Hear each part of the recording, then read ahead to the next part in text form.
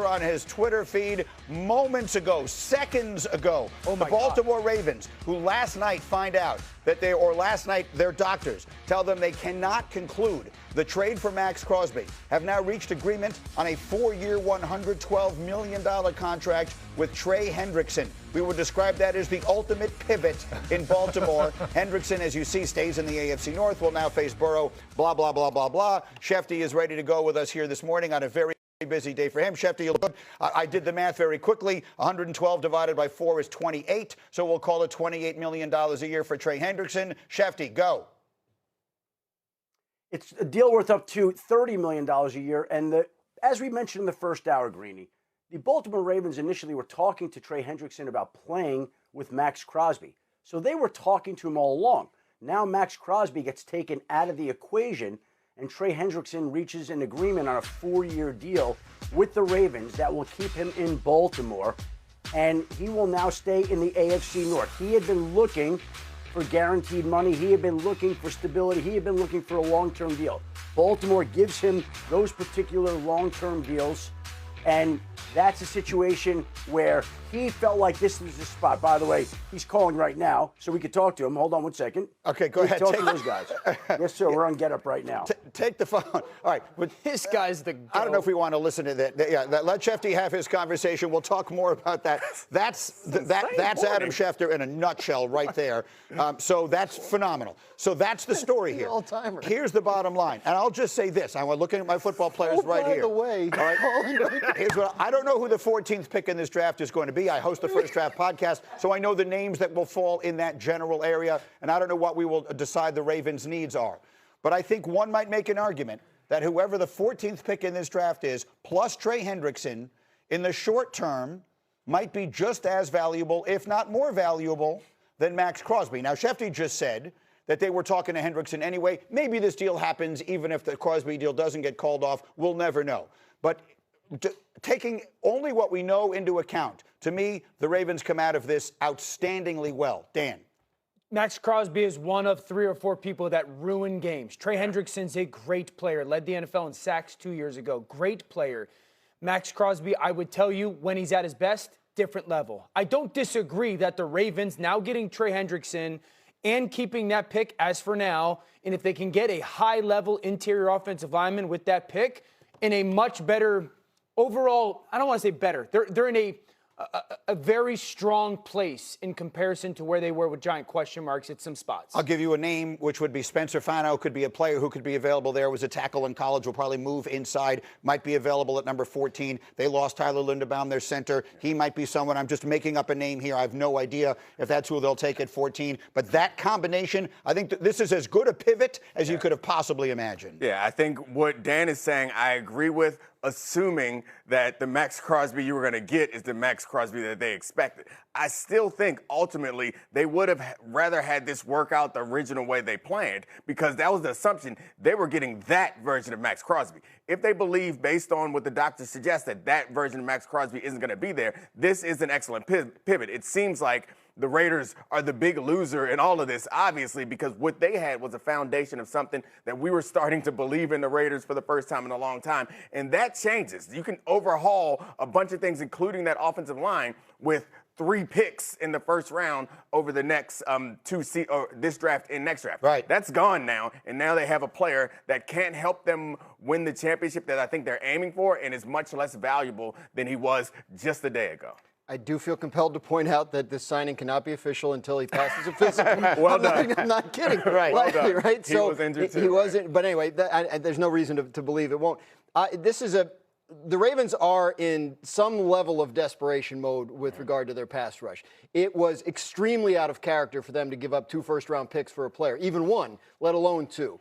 It's extremely out of character for them to sign an outside free agent at this level, and this might be a little in the weeds, but these compensatory picks teams get every year, the Ravens are the most obsessed and the best at getting them. They were going to get a 3rd-rounder next year for Tyler Linderbaum signing with the Raiders. Now this probably cancels that out. My point is the Ravens are acting like a team that feels a great deal of urgency to fix their biggest problem, which has obviously been the pass rush. So I would not rule them out for an edge rusher at 14 in the draft.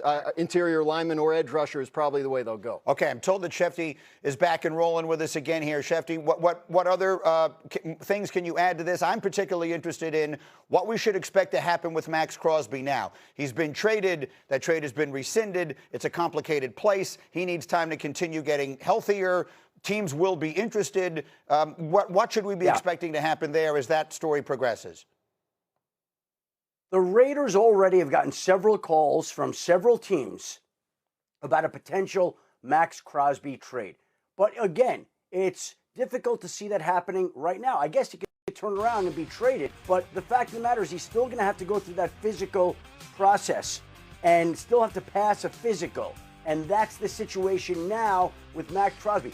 Will they be open to listening the way they were? Yes. I think the Raiders are in the same spot they've been in all along in regards to Max Crosby. They would like to hold on to him. They recognize he's been interested in moving on.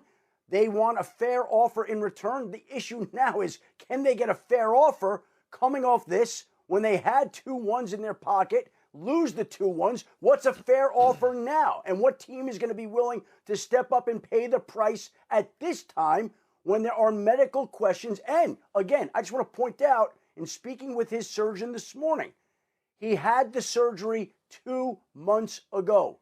He came off crutches 1 week ago. He was on crutches until last week. He is not ready to pass a physical until a few months from now, a couple of months from now. So there could be a team that's willing to trade for him. Are they going to pay full price in the condition that he's in, or would they be willing to pay full price later in April before the draft, maybe in June, maybe in training camp? Micah Parsons didn't get traded till later in the summer. Maybe at that point in time, when Max Crosby is healthy again, which is the expectation, maybe that's the time he's traded. We'll have to see. I have a question. I'm sorry my brain goes here. In a matter of 16 hours, they went from bringing Max Crosby in Baltimore, giving him his physical to execute finally this trade, to giving $112+ million to Trey Hendrickson. Do the Ravens have to prove that he failed their physical? No, it's subjective. Yeah. Like this, see, that's the thing that people have to understand. It's not. There's nothing signed. It's not pass-fail on the physical. It is based on what we saw, we don't feel comfortable giving up 2 first-round picks for this player. That's what it is. So and I can literally just say that. Yes, you can back out of anything for any reason until 4 o'clock this afternoon. First of all, they don't have to give anybody a reason. But it seems like what we're being told is this was the reason. They felt like whatever they saw in that physical convinced them it was not worth the price they had agreed to pay. What I'm interpreting is that what Dan is doing is you were doing what a lot of fans will do when they'll say, all of a sudden we saw ourselves with a better opportunity and we could just say that we failed the physical. The physical is subjective, as Mike Tannenbaum pointed out earlier today. It would be quite an accusation to make. All these teams operate under at least some assumption of good faith on themselves and each other's part, that if we make a trade, we're going to agree to it. It is also, it is not an opinion, it's a statement of fact. He had surgery. Schefter literally talked to Neil Elatrash at 5 o'clock this morning, the surgeon who performed the surgery. He's been off crutches for a week. So I understand where your mind is going. 16 hours of going like, whoa. And people will do it. But there is also a perfectly plausible explanation for it where all this could happen without anyone having done anything wrong. And given the track record of that organization, I think we owe them the benefit of the doubt. It's not one of the teams that we have a reputation of operating in a ridiculous manner. I understand, like, that's there, but they also could have just pivoted fast. They also could have recognized all these things, and when the market dynamics changed, they changed along with them. Schefter says they were already talking to Trey Hendrickson, so they knew what the asking price was. It's possible your deal falls apart. Overnight, you decide to go above and beyond to make sure you get the guy, and the Eagles or whoever don't. I'm particularly interested in what happens with Max Crosby now, because one of the things that Graziano, you said earlier this morning that makes a lot of sense to me is that the concerns regarding, and again, I'm not a doctor. I didn't talk to Neil Elatrash at 5 o'clock this morning like Schefter did.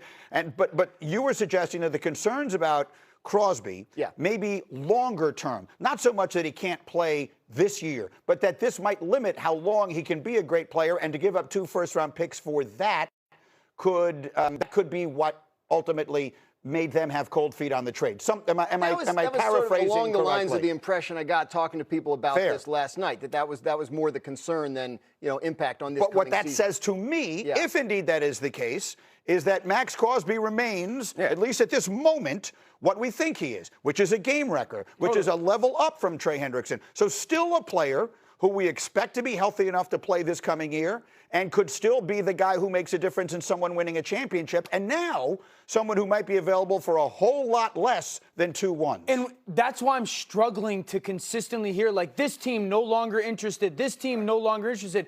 Like, if you're the Cowboys, I understand you added Rashawn Gary. Why would you, if you were interested last week for a first-round pick, why would you not be interested? If you're the Buffalo Bills, why would you not be interested at least trying to get him into your building, getting him in front of your doctors? Why would that's what I'm struggling with. I agree. Like, if I were the Cowboys, I would definitely, look, Packers, we're sorry. We have this opportunity we didn't realize we had when we made the deal with you. It just doesn't sound like that's what they're going to do. But, I mean,